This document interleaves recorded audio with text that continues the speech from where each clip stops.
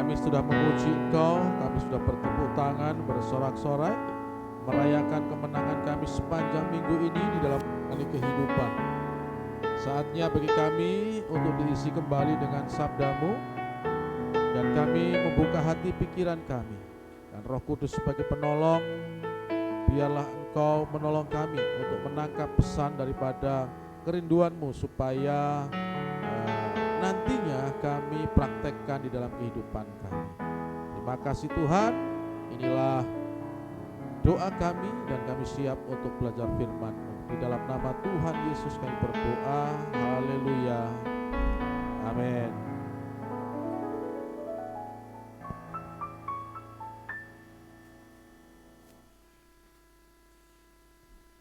Shalom Bapak Ibu, selamat pagi menjelang siang. Untuk siapa di sini? Pak Ruben ya, Gongsi Pacoy. Congi. Dan untuk Bapak Ibu yang HP-nya Cina, Gongsi Paca.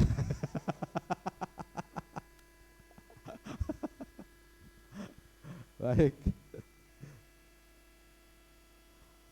Ya, kita masih akan lanjut di dalam topik kita tentang bulan memberi.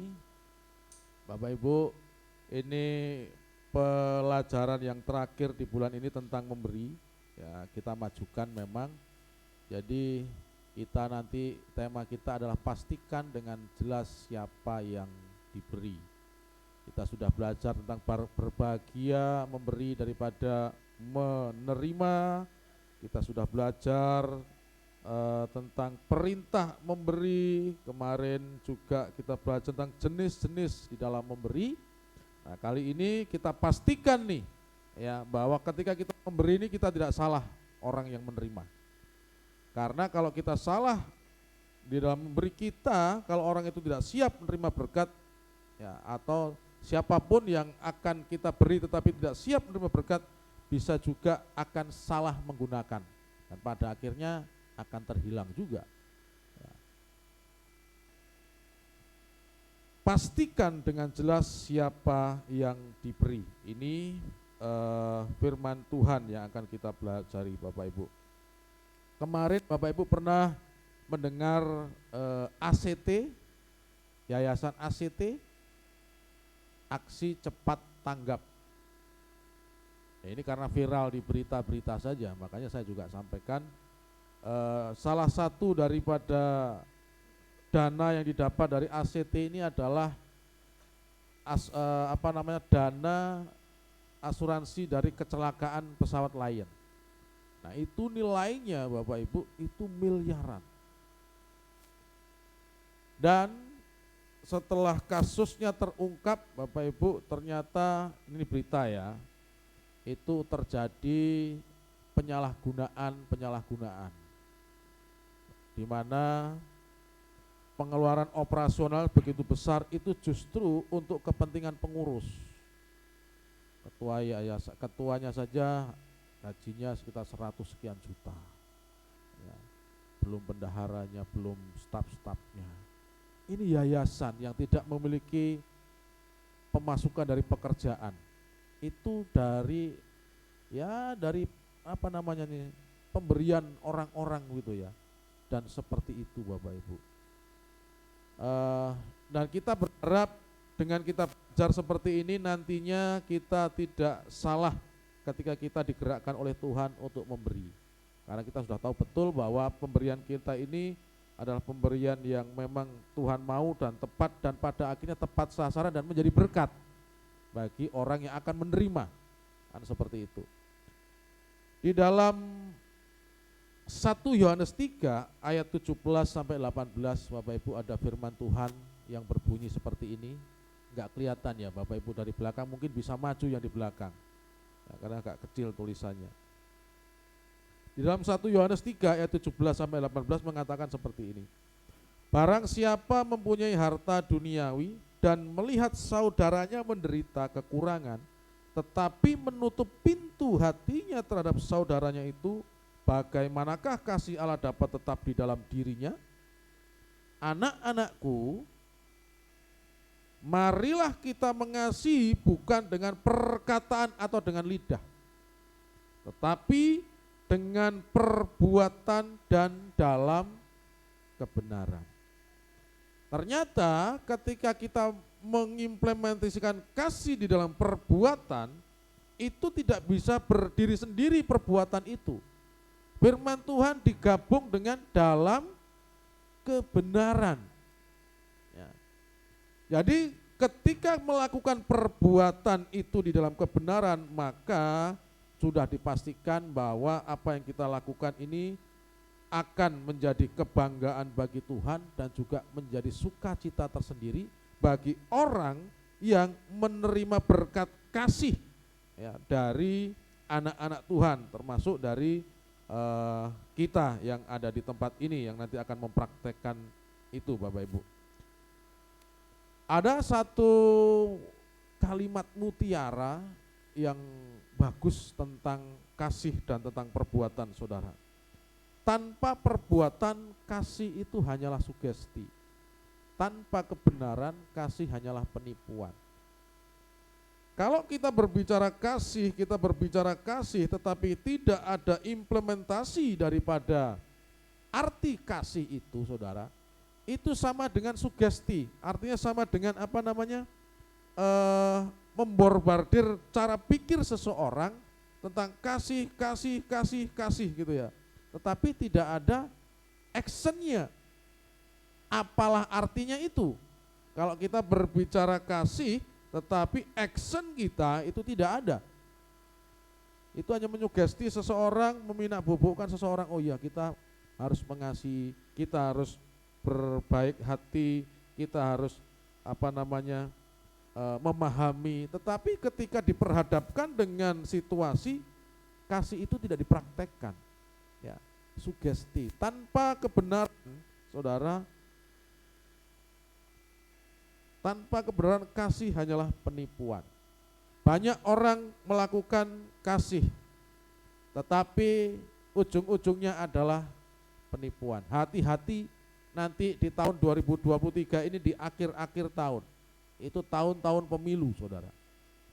Akan mungkin ya, akan ada caleg yang akan masuk gereja sini, ya kita nggak tahu, ya akan berbicara, akan menyampaikan begini, begitu, ya, ya kita harus tetap waspada. Jangan sampai kita hanyut oleh penipuan, berkedok kasih yang tidak didasari dengan kebenaran. Ya, kita harus hati-hati supaya kita tidak terjerumus, saudara. Nah, yang menjadi pertanyaan sekarang adalah siapa yang layak diberi, kan begitu. Ya. Siapakah yang layak diberi? Ada beberapa bagian atau beberapa orang atau kumpulan orang yang layak diberi yang sesuai dengan apa yang Alkitab katakan. Yang pertama itu adalah hamba Tuhan atau pengajar firman Tuhan. Di dalam 2 Tawarik 31 ayat 4 dikatakan seperti, bisa kelihatan ya, katakan seperti ini, ia memerintahkan rakyat, ini Raja Israel ya, yakni penduduk Yerusalem, untuk memberikan sumbangan yang menjadi bagian para imam dan orang-orang Lewi, supaya mereka dapat mencurahkan tenaganya untuk melaksanakan Taurat Tuhan. Raja Israel pada waktu itu melihat bahwa pelayan-pelayan atau orang-orang Lewi, imam-imam yang ada di bait Allah, hidupnya sudah tidak fokus lagi melayani dengan tugas tanggung jawabnya. Karena mereka ada suatu kebutuhan dalam keluarganya yang tidak terpenuhi dari rumah Allah. Maka terbengkalailah pelayanan yang ada, kurang maksimal, dan raja pada waktu memerintahkan kepada rakyat, meskipun itu perintah tapi dalam bentuk sumbangan, artinya perintah yang harus dikerjakan dengan sukarela. Ya. Supaya apa? Supaya orang-orang Lewi yang melayani di bait Allah, yang setiap hari ada di sana, imam-imam yang ada di sana, kebutuhan hari-harinya terpenuhi, saudara, tercukupi. Saya pernah mendengar cerita dari teman, ini benar atau tidak, tetapi kalau dilihat dari totalitas orang yang melayani saudara, mungkin benar. Kepercayaan lain, aliran tertentu, itu kehidupan pengajarnya saudara, ini bukan Kristen loh ya, lain di luar gitu, itu dijamin penuh, baik sekolah anaknya, kehidupannya, rumahnya, kebutuhannya, tetapi dengan satu catatan, tidak boleh mengerjakan apa-apa selain dari mengajar setiap hari saudara. Bahkan dikasih usaha ya, karena donaturnya begitu kuat. Tetapi sekali kamu meninggalkan kepercayaan ini ya, meninggalkan atau keluar dari aliran ini, itu semuanya disita saudara, tidak diperkenakan. Itu sudah ada perjanjian ya, dimiskinkan seperti itu. Saya ngeri juga gitu ya, tetapi ya itulah kepercayaan lain saudara.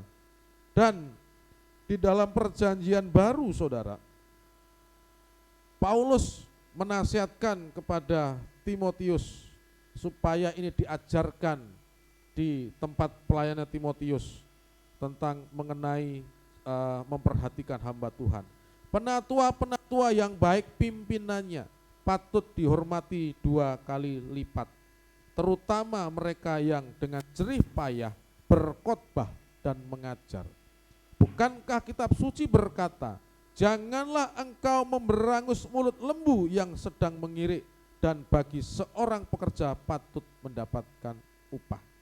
Di sisi lain, Paulus menjelaskan memberangus mulut lembu ini yang dimaksud adalah bukan sekedar mulut lembu yang diberangus ketika dia sedang dipaksa untuk membajak, tetapi dia katakan bahwa ini adalah untuk supaya kita pelajari, memperhatikan orang-orang yang Tuhan panggil secara khusus untuk ada di dalam pelayanan pengajaran firman.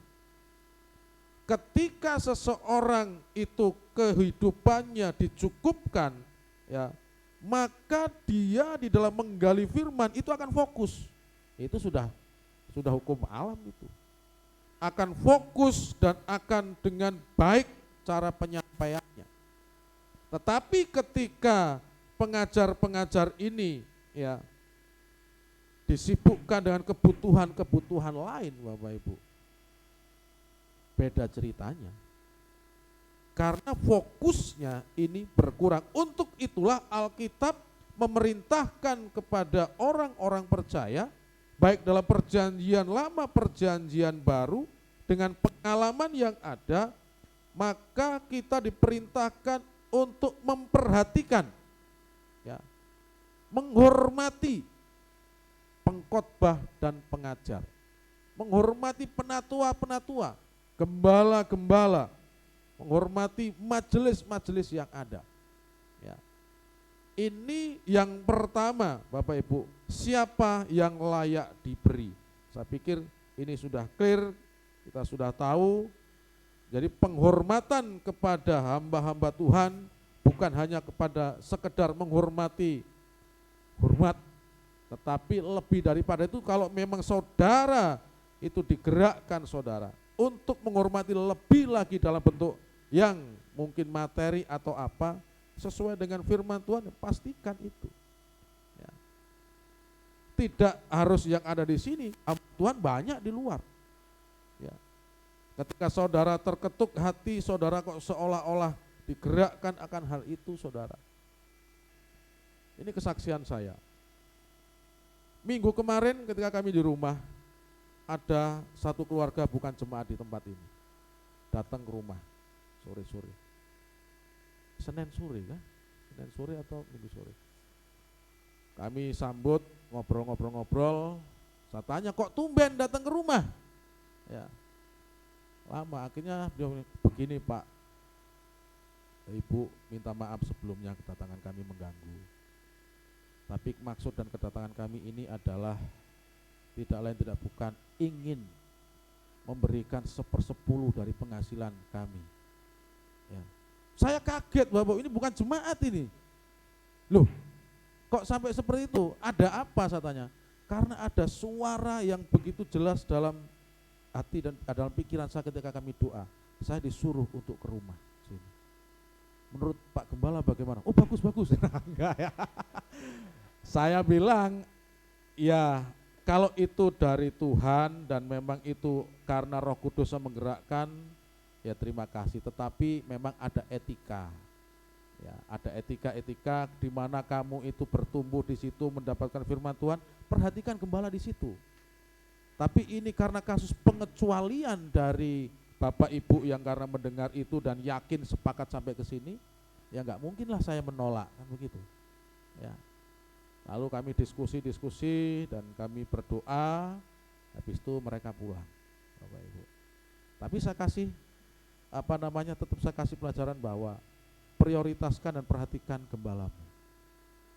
Karena ketika kau perhatikan, nanti maka kamu juga akan mendapatkan berkat yang lebih lagi, saudara. Ini kesaksian saya, saudara, ya, dari satu keluarga ini.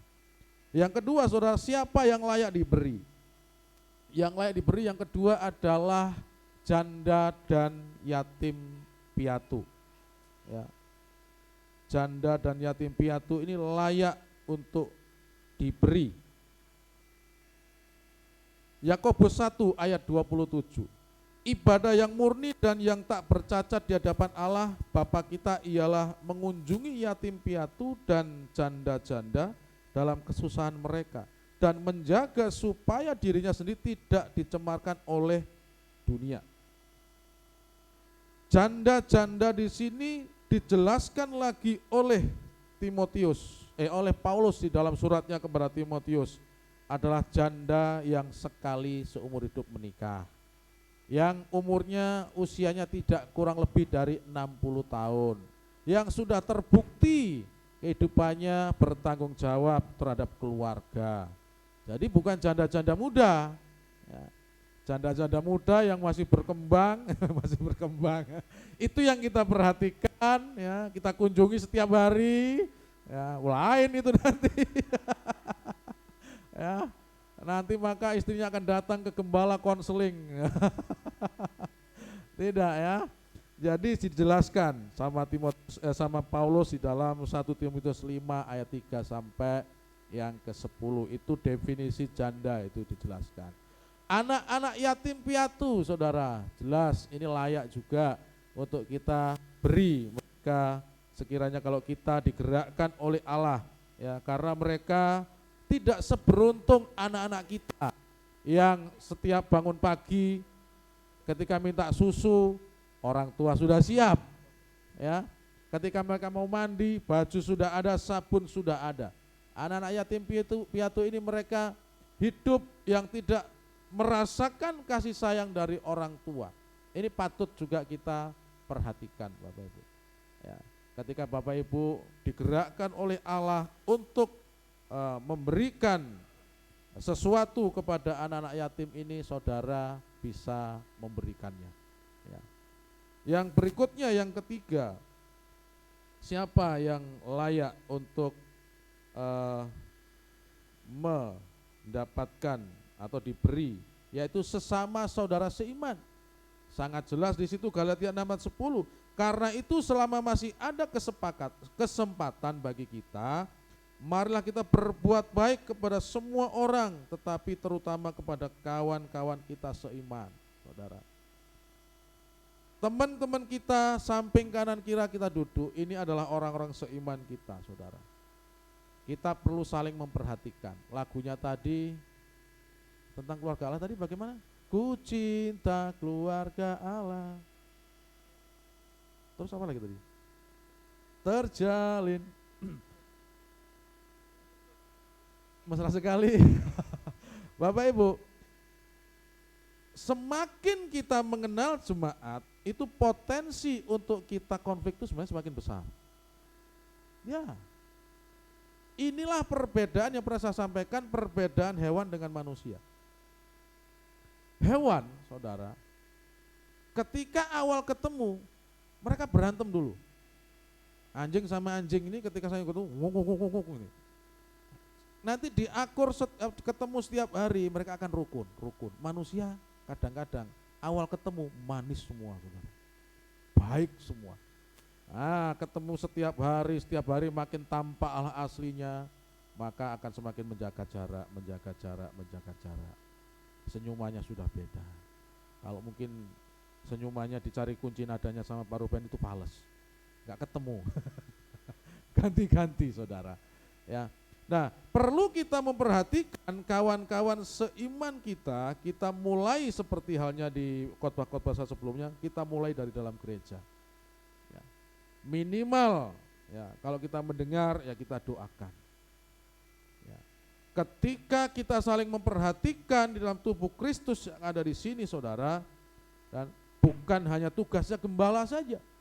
Ketika saudara mendengar sesama jemaat tidak ke gereja karena sakit, saudara bisa WA dan saudara bisa mendoakan minimal. Ya. Dan selanjutnya kalau Pak Gembala tidak tahu, saudara bisa informasikan ke Gembala. Maka terjadilah suasana rumah di tempat ini yang pernah saya pernah diskusi dengan Pak Gembala, Saudara Ruben. Kita rindu bahwa gereja ini itu ada suasana rumah, nyaman, ya, di mana saling memperhatikan, di mana saling menopang, itu ya.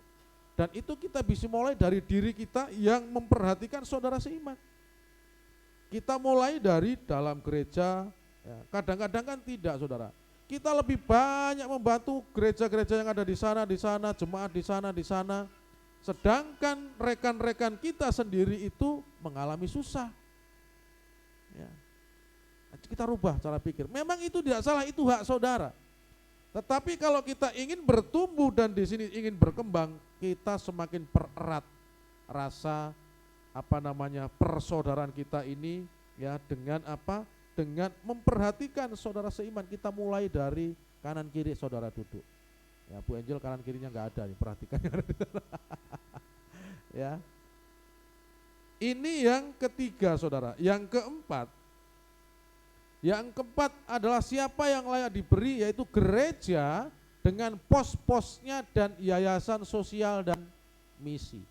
Ini bisa saya katakan adalah penterjemah amanat agung yang terorganisir, yang sesuai di dalam Matius 28 ayat 19-20. Pergilah, jadikanlah segala bangsa muridku, baptislah, ajarlah.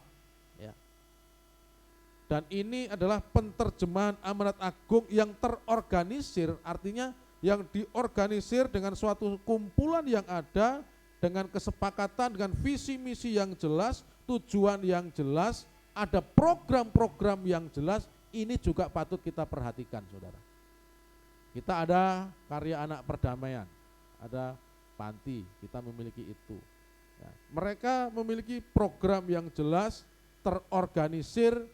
Ya, kalau Bapak Ibu mau datang, tempatnya juga jelas. Ya, kalau Bapak Ibu misalkan mau menunjang sesuatu, berupa materi, misalkan uang, rekeningnya jelas, bukan rekening pribadi, clear. Izin operasionalnya ada, karena saya yang ngurus.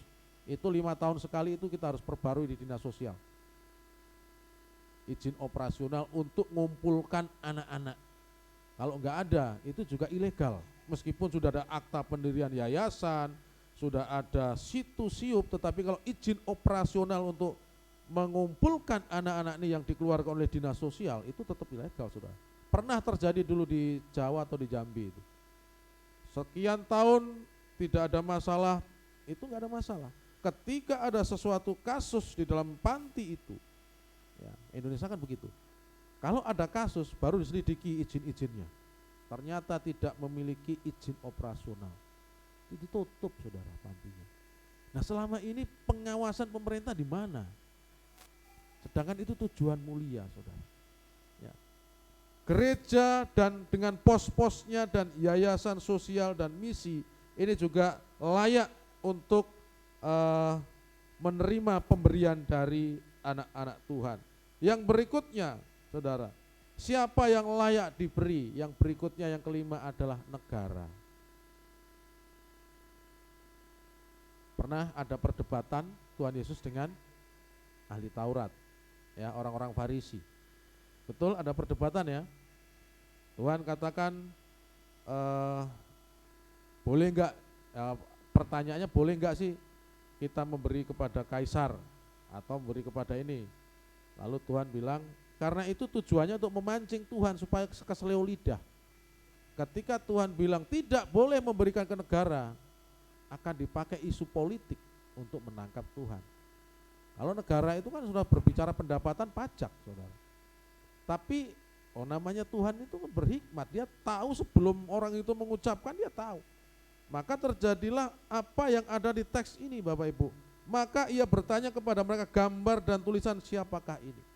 Mereka yang tanya ini ada orang yang menguji Kristus. Lalu Tuhan bilang, gambar dan tulisan kaisar.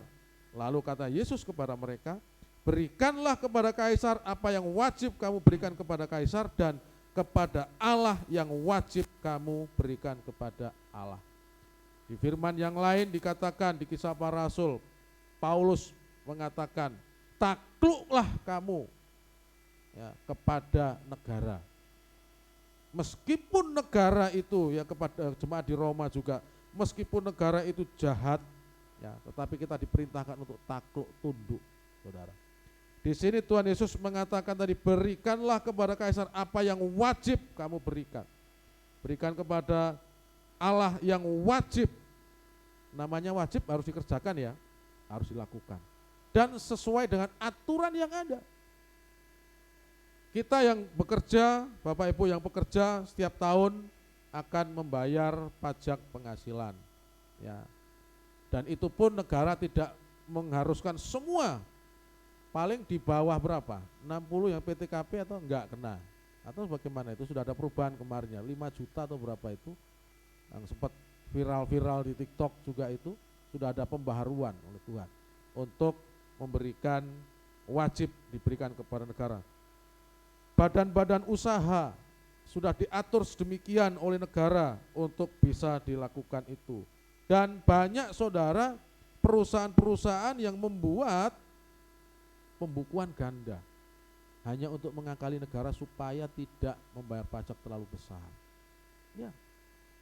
Bahkan Yayasan Misi pun saudara membuat itu supaya pajaknya itu kecil. Dalam hal ini aja kalau kita tidak jujur saudara, sudah enggak menjadi berkat. Padahal firman Tuhan katakan yang kepada kaisar wajib kamu berikan kepada kaisar. Yang kepada Allah wajib kamu berikan kepada Allah. Loh Tuhan, saya nanti rugi. Untung rugi saudara ketika kita memberikan sesuatu kepada apa yang harus kita berikan, Tuhan akan bertanggung jawab saudara. Itu firman Tuhan kok. Ya. Cuma kadang-kadang orang seperti itu karena serakah. Aduh enak sekali ya. Saya waktu belanja di suatu toko saudara, rame tokonya. Dulu itu ada papan nama. Saya lama nggak ke situ, akhirnya saya belanja di sembako di Sentani. Kok papan namanya diambil Pak? Saya bilang. Iya, kenapa? Saya hindari orang pajak supaya dia nggak ke sini. Loh kenapa? Enak sekali mereka nih tinggal terima-terima dari kami yang kerja, mereka yang harus ini. Ini saya tak hapus supaya tak hilangin supaya pajak cari-cari nggak ketemu. Ya ini salah satu realita yang ada saudara. Nah saya harapkan kepada kita yang percaya kepada Tuhan, saudara jangan seperti itu. Yang kepada negara berikan kepada negara, yang kepada Tuhan berikan kepada Tuhan. Ini perintah Tuhan. Jangan dimanipulasi saudara. Kalau dimanipulasi bertobat saja deh. Ya. Jangan takut rugi. Ya.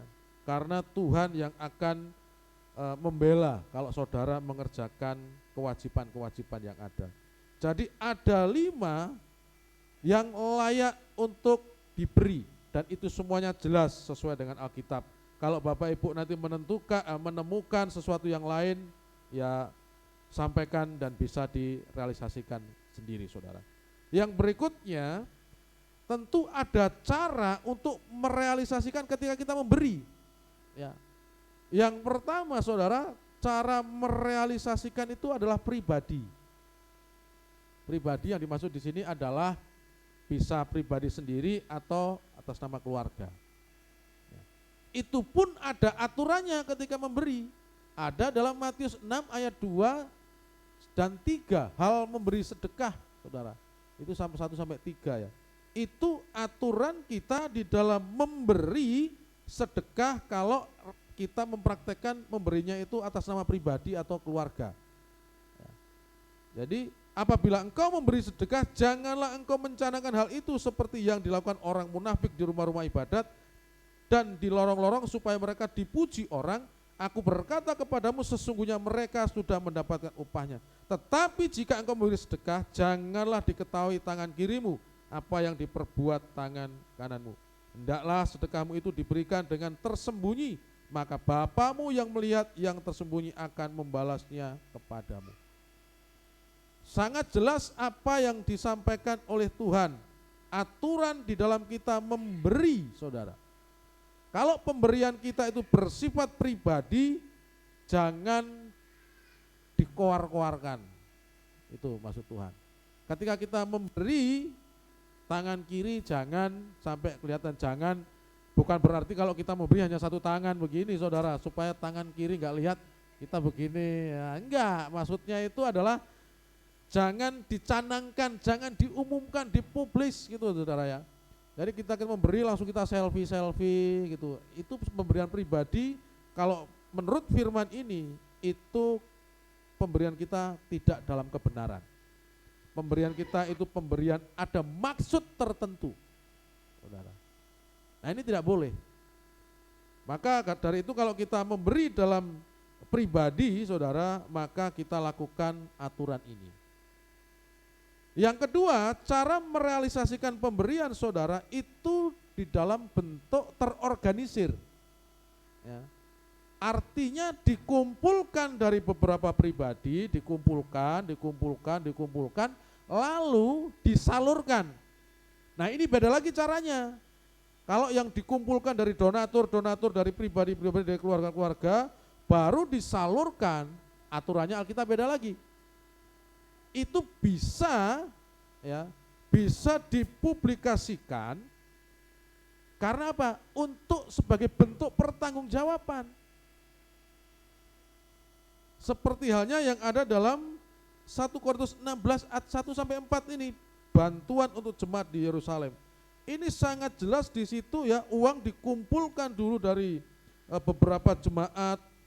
Lalu aturannya tiap-tiap minggu pertama mereka memberikan masing-masing sesuai dengan kerelaan. Baru setelah terkumpul maka akan diserahkan ke tujuan yang sudah disepakati. Dan di situ dikatakan kalau ternyata penting bahwa aku juga pergi, maka mereka akan pergi bersama-sama dengan aku.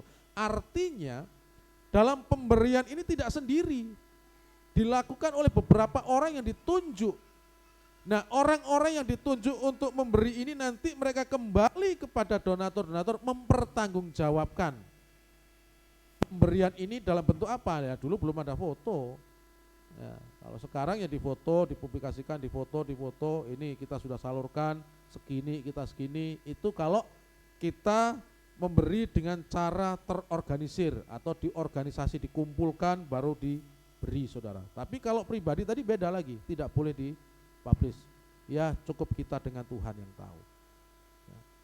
Nah saudara, pernah dan di gereja kita ada seperti itu. Mungkin ini kita bisa lihat, silakan Pak.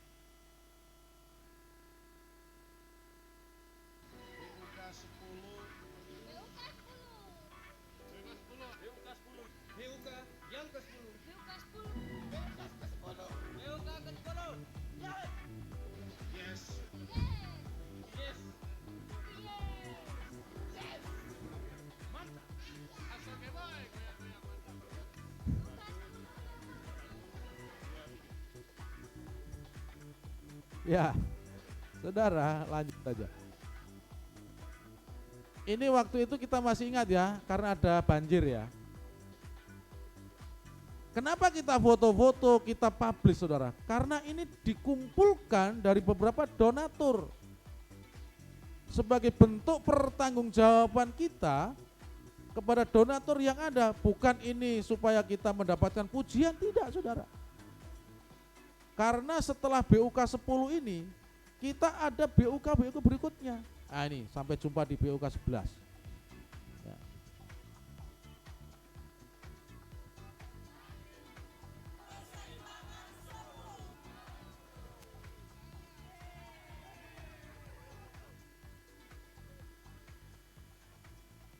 Ini salah satu bentuk pemberian dalam hal yang kedua, terorganisir. Kita perlu buat dokumen sebagai bentuk pertanggungjawaban. Klik lanjut lagi Pak. Ternyata saudara, kalau saudara melihat apa yang sudah gereja ini kita lakukan dengan departemen misinya saudara. Kita sudah mengerjakan selama gereja ini 3 tahun ini sekitar 12 kali BUK. Kita semuanya ada, yang 1 sampai 10 itu ada di YouTube. Nah yang 11 sama 12 itu belum terupload karena kesibukan atau apa, tetapi itu semua terdokumentasi saudara. Dan ini akan menjadi kenangan-kenangan terindah ketika gereja ini mungkin nanti berusia 20 tahun. Ketika berusia 30 tahun, kita yang saat ini masih kuat-kuat, 20-30 tahun lagi kita sudah mulai kendor. Ya, kita lihat di YouTube, dulu kita pernah ke panti jompo, ya, dulu kita pernah ke panti asuhan, ya, dulu kita pernah ke jalan-jalan dan dulu pernah kita penginjilan dengan memberikan sembako, ada semua di situ saudara. Ini di dalam hal terorganisir seperti itu saudara. Nah, berikutnya saudara, apa yang akan kita juga kerjakan di bulan ini seperti hari Minggu kemarin yang saya sudah sampaikan, untuk memberi tadi ada gereja dan pos-posnya. Saya sedikit akan menjelaskan tentang yang ini Pak, silakan. Jadi setiap tahun saudara kita di awal tahun itu memberikan apa yang namanya gereja itu memberikan kupon seperti ini. Ya. Ini adalah form janji iman kita saudara, di mana tujuannya sangat jelas dan ini dirumuskan oleh wakil-wakil rakyat yang ada di sini. Artinya sudah didiskusikan, disepakati oleh majelis-majelis yang ada, ya.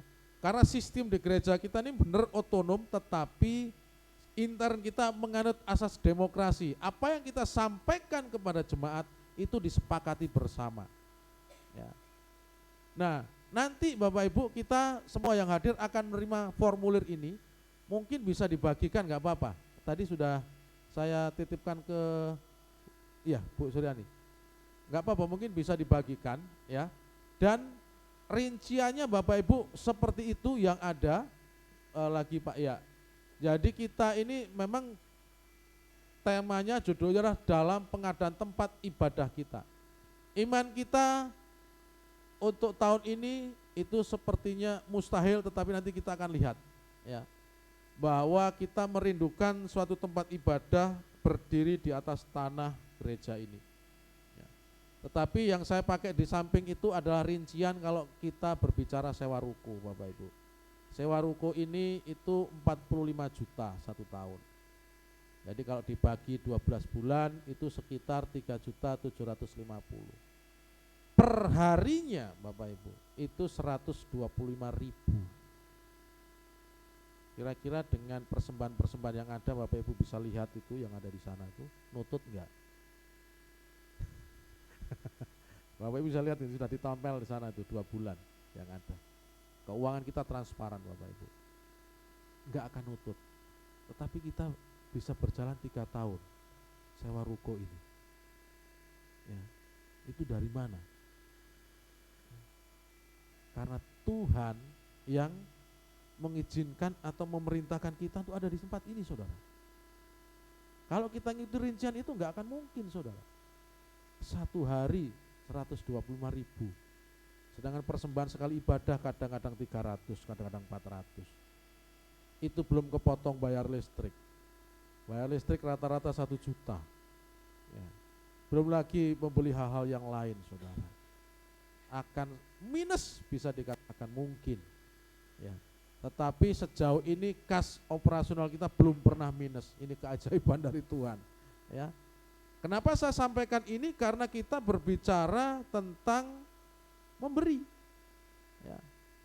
Jadi Bapak Ibu bisa membayangkan nanti ketika form ini diberikan kepada Bapak Ibu bisa berdiskusi dengan istri, dengan suami, 1 tahun ini aku akan memberi berapa. Tulis yang ada di form situ. waktu masih ada 11 bulan ke depan, 10 bulan ke depan. Hitung aja bulan 2 sampai bulan 11. Ya. Jadi Bapak Ibu bisa hitung aja, kalau misalkan ada 10 bulan, mau memberi sekitar 5 juta, berarti 1 bulan 500, kan begitu.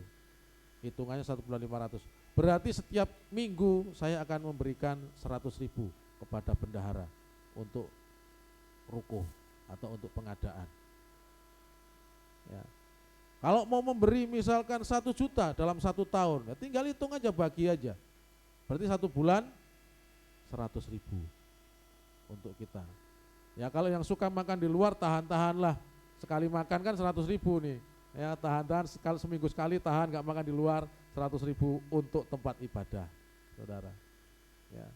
Sama-sama gini, kita ibadah di tempat ini bisa ada AC, bisa nyaman, itu bukan hebatnya gembala, bukan hebatnya pengurus, saudara, tetapi oleh karena kita yang sehati, saudara. Ya, oleh karena kita yang sehati, oleh karena kita yang rela untuk berbagi dan memberi, saudara. Maka dari itu melalui firman ini saya juga sampaikan bahwa siapa yang layak diberi dengan jelas, ya salah satunya adalah gereja ini dengan pos-posnya. Kita ada program ini untuk tahun ini. Ya. Jadi ketika nanti saudara mendapatkan itu, saudara bisa langsung isi, boleh. Tetapi saudara bawa pulang dulu 1 minggu ini, berdoalah kepada Tuhan, sepakat dengan suami istri. Tidak harus dikasih 1-2 bulan, ada waktu 10 bulan saudara untuk merealisasikan janji iman ini, saudara. Ya. Kayaknya Pak, ini enggak pas ini situasinya, apalagi perekonomian seperti ini, lalu diberi seperti ini, saudara. Tadi pagi di dalam renungan harian, dalam bacaan harian, saudara tadi baca Petrus ya, berjalan di atas air ya. Ceritanya saudara, saya diberkati dengan kisah ini, makanya tadi saya sharingkan di grup tentang Petrus berjalan di atas air ini, saudara. Mereka naik perahu itu atas inisiatifnya sendiri atau atas perintah Tuhan? Atas perintah Tuhan. Setelah Yesus memberi makan 5.000 orang, orang-orang yang kena disuruh pulang, muridnya suruh pergi, naik perahu, pergilah dulu, saya akan di sini mau berdoa. Ya.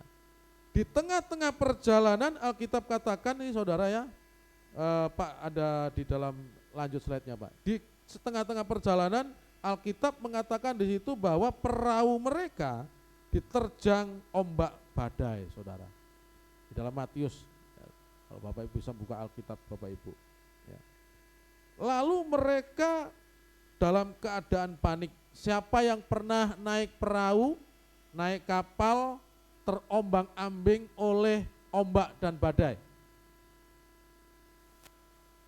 Terombang-ambing oleh ombak dan badai, kalau mesinnya masih hidup, masih bisa dikendalikan. Nah, masalahnya perahu mereka zaman itu belum ada mesin, hanya layar saja.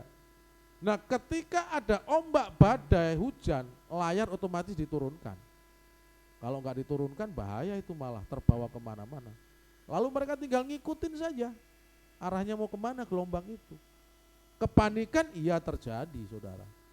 Di tengah-tengah kepanikan yang ada, saudara, mereka melihat yang ada ini kan gelap, hanya deru ombak, ya, dengan angin dan suara hujan. Lalu di dalam kegelapan yang ada, karena belum ada penerangan, tiba-tiba seperti ada sosok manusia berjalan di atas air. Ini hantu ini, pasti begitu mereka berpikir. Ya, karena kepercayaan orang-orang di Yahudi pada waktu itu, laut dan kumpulan daripada air danau itu tempatnya roh-roh jahat di sana. Ya. Jadi kalau laut sampai ngamuk seperti itu, dari penunggu di situ itu nggak suka, gitu loh. Ya, penunggu yang ada itu pemahaman mereka bahwa ini ingin mencelakakan. Dengan pemahaman seperti itu, tiba-tiba ada orang berjalan di atas air. Kalau saudara yang mengalami seperti itu, kira-kira bagaimana, saudara? Alkitab mengatakan di situ apa? Ketika murid-muridnya melihat dia berjalan di atas air, mereka terkejut dan berseru, "Itu hantu!" Ya. Lalu berteriak-teriak karena takut. Saudara pernah mendengar orang-orang berteriak takut? Saudara bayangkan dalam satu perahu ini ada murid-murid Tuhan Yesus, semuanya orangnya takut. Sudah takut dengan badai, takut tenggelam, ditambah lagi takut pikiran mereka ada hantu. Teriakan mereka saya ketika membaca ini ya, berteriak-teriak, lalu berteriak-teriak karena takut. Jadi teriakan mereka berulang-ulang, bersaut-sautan, mungkin saling memegang begini, ya kita nggak tahu juga. Tetapi yang terjadi di perahu itu adalah kekacauan. Terjadi kekacauan di situ saudara, dan Tuhan bicara apa? Tenanglah, ini aku. Ya. Lalu dari sekian murid ini ada murid yang temperamennya itu pokoknya segala ingin membuktikan gitu aja. Enggak banyak pikir. Siapa dia? Petrus. Dan Petrus di situ katakan, lalu Petrus berseru dan menjawab dia, Tuhan, apabila engkau, suruhlah aku datang kepadamu berjalan di atas air.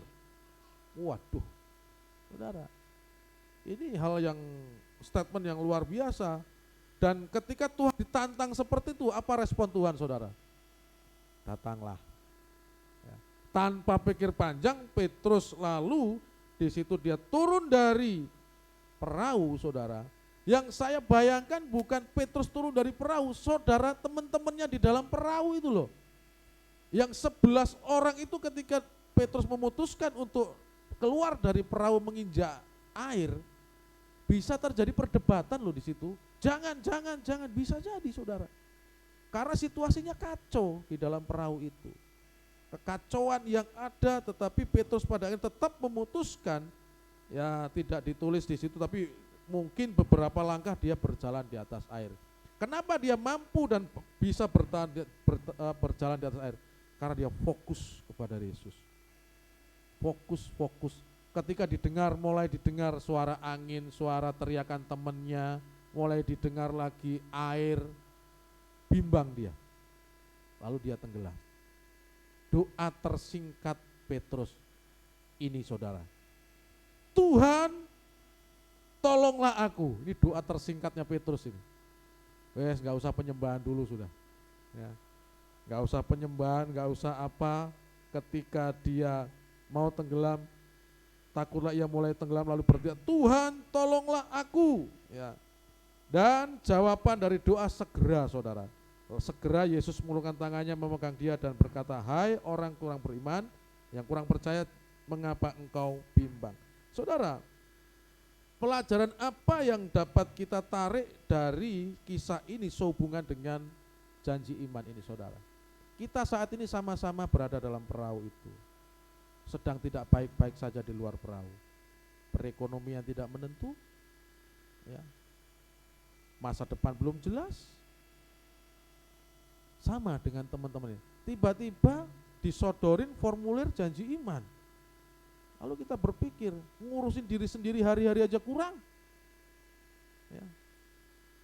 Lalu kita disuruh memberi.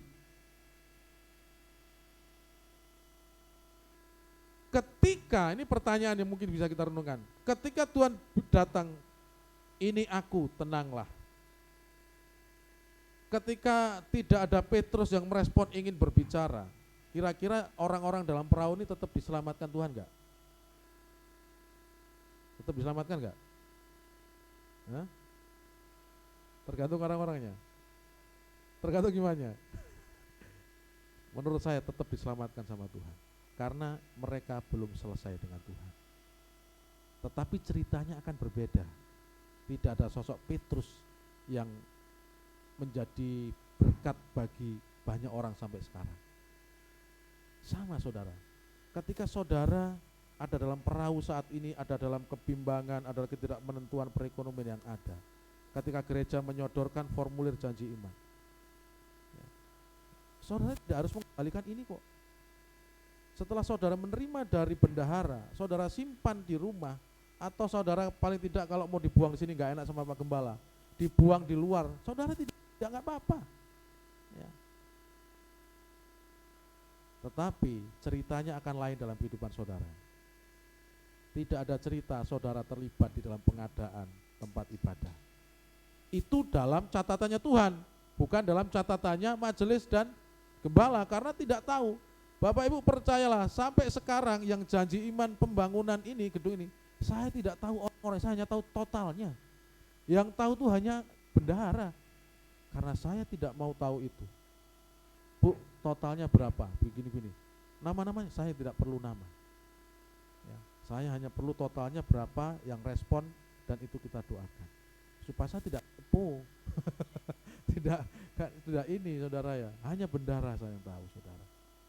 Jadi yang kita bisa pelajari kisah ini saudara, ketika kita disodorkan ini dan kita melihat situasi hampir sama dengan orang yang ada dalam perahu, ketika kita tidak meresponi ini, Tuhan tetap akan memelihara saudara, tetapi ceritanya akan berbeda.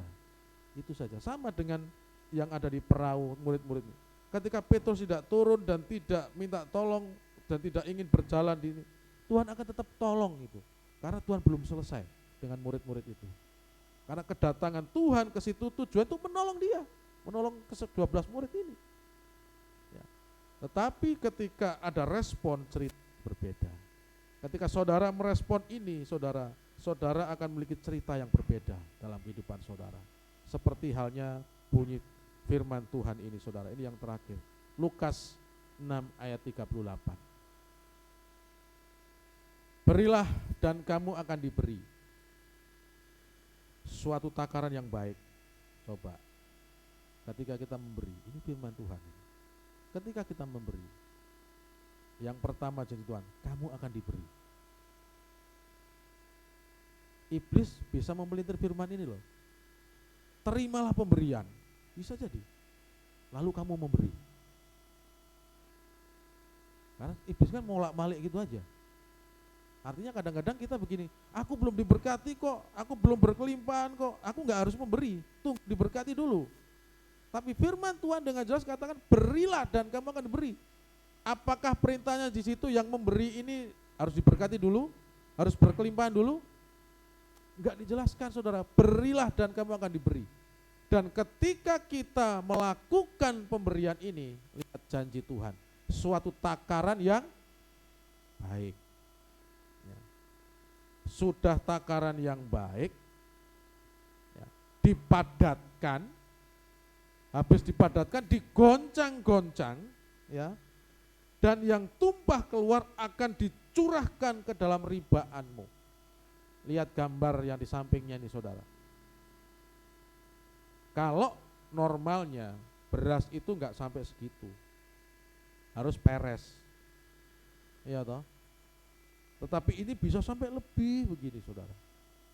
Itulah kira-kira gambaran kalau kita mengerjakan firman Tuhan tentang memberi saudara, maka kita akan diberi oleh Allah, balasannya adalah suatu takaran yang baik, sudah itu digoncangkan, yang tumpah keluar akan dicurahkan ke dalam ribaanmu, sebab ukuran yang kamu pakai untuk mengukur akan diukurkan kepadamu.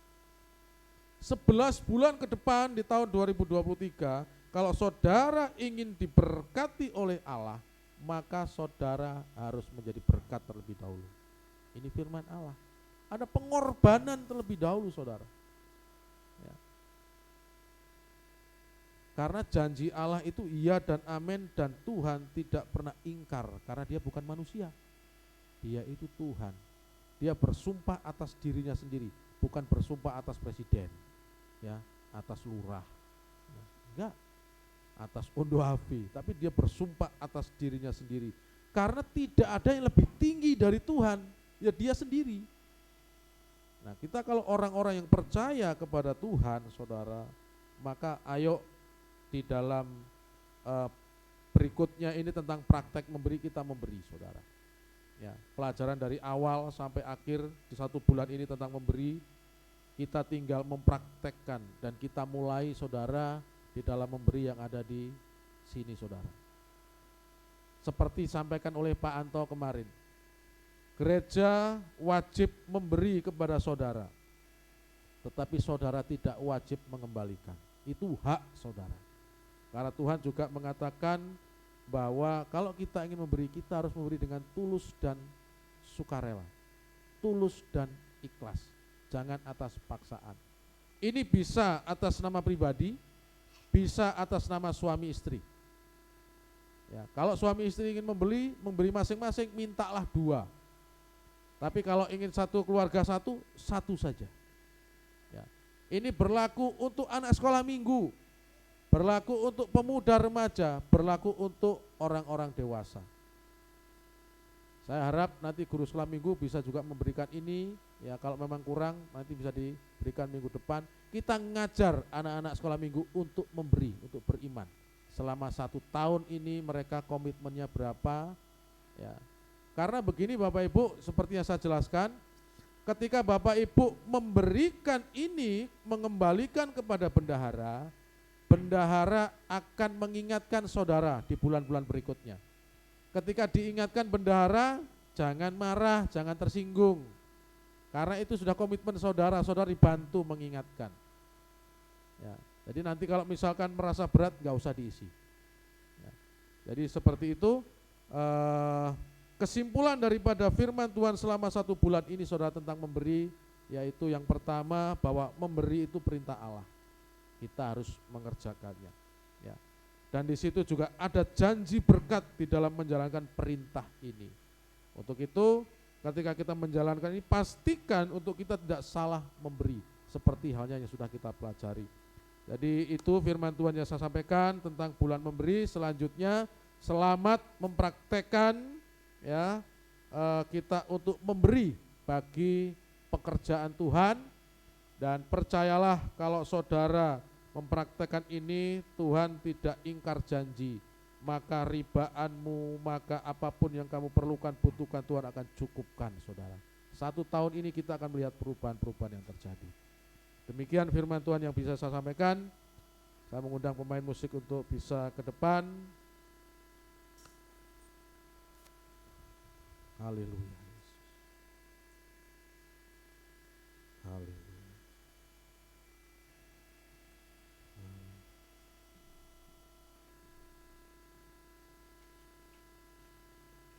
Terima kasih Tuhan untuk firman-Mu pada saat ini yang telah mengajar kepada kami, terutama khususnya 1 bulan ini Tuhan, bahwa kami sudah diajar bagaimana firman Allah mengatakan lebih berbahagia memberi daripada menerima. Dan kami sudah diajarkan perintah-perintah memberi, jenis-jenis memberi, dan kami juga sudah diajarkan siapa yang layak untuk menerima pemberian. Terima kasih Allahku, terima kasih. Terima kasih Tuhan, terima kasih. Terpujilah nama-Mu, terpujilah Engkau.